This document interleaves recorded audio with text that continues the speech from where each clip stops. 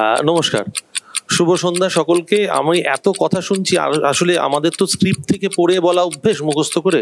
আমি এত কিছু শুনেছি, আমি মনে হয় একমাত্র যে কোনো প্রিপারেশন ছাড়া এখানে এসেছি, আমার কোনো কাছে কোনো প্রিপারেশন নেই। আর দুর্নীতি যদি বলেন, প্রথম দুর্নীতি আমার তো মনে হয় দেশভাগের আগে থেকেই শুরু হয়ে গেছে, নাহলে দেশটাই ভাগ হতো না।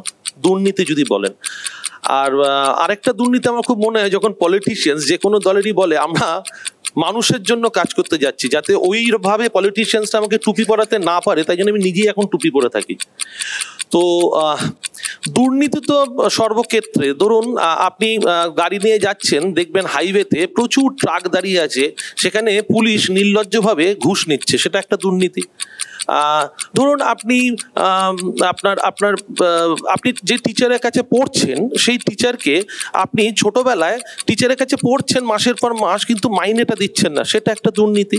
আবার যে শিক্ষক পড়াচ্ছে সে হয়তো তার যোগ্যতাই নেই, সে পয়সা দিয়ে, কারণ আমি বলি 3 রকমভাবে চাকরি পেয়েছেন, বিভিন্ন রকমভাবে। ধরুন একটা হচ্ছে চিচা, মানে চিরকুটে চাকরি। একটা হচ্ছে চুচা, মানে চুরি করে চাকরি। আর একটা হচ্ছে পচা, মানে পড়াশোনা করে চাকরি। তো সব রকম ভাবেই হয়েছে আর কি। তো দুর্নীতি যদি বলে যে বাংলায় শুধুমাত্র আছে, আমি মনে করি না, কারণ পুরো পৃথিবীতে দুর্নীতি চলছে। না হলে আমেরিকায় ওই টুইন টাওয়ার্স ভাঙা পড়তো না। আর আর পশ্চিমবঙ্গের দুর্নীতির কথা কি বলবো বলুন তো, দুর্নীতি তো আছেই। মানে ধরুন যে মানুষগুলো, যে ছাত্রছাত্রীরা যারা পড়াশোনা করে পাশ করে চাকরি পাবে ধরে নিয়েছে, তারা বসে আছে রাস্তায়, কিন্তু যারা খালি পয়সা দিয়ে চাকরি পেয়েছে, সেটা তো একটা বিশাল বড় দুর্নীতি, এবং তাদের চোখের জল আমরা রোজ দেখতে পাচ্ছি। সেটা দেখেও আমাদের নিজেদের মনে কোনো অনুশোচনা হচ্ছে না, সেটা আরো বড় দুর্নীতি। তার থেকেও বড় দুর্নীতি যারা এই দুর্নীতিটা করছে, তাদেরকে আমরা বছরের পর বছর সাধারণ মানুষ আমরা গিয়ে তাদেরকে ভোট দিয়ে তাদেরকে জেতাচ্ছি।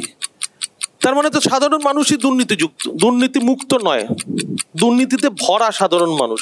কারণ আমরা জেনে বুঝে দিচ্ছি। তার কারণ কি, আমি সেই রাজনৈতিক দলটা থেকে কোনো না কোনোভাবে কোনো একটা সুবিধা পেয়েছিলাম কিংবা পাচ্ছি।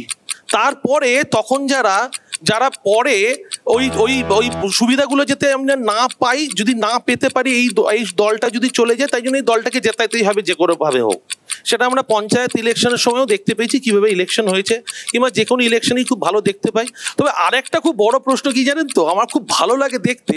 ধরুন যারা টেলিভিশনের সামনে হাত পেতে ঘুষ নিয়েছে, এত বড় দুর্নীতি করেছে, তাদের একটা সময় দেখি কোন একটা রাজনৈতিক দল থেকে পরের দিন সকালবেলা আরেকটা রাজনৈতিক দলে চলে যাচ্ছে, এবং যতদিন ধরে এতদিন ধরে একটা রাজনৈতিক দল করছিল, তারা তাদেরকে নিজেদের নেতা হিসেবে মেনে নিচ্ছে এবং তাদের পেছনে পেছনে হাঁটছে। মানে একটা দল থেকে আরেকটা দলে চলে গেলে দুর্নীতি মুক্ত হয়ে যাওয়া যায়।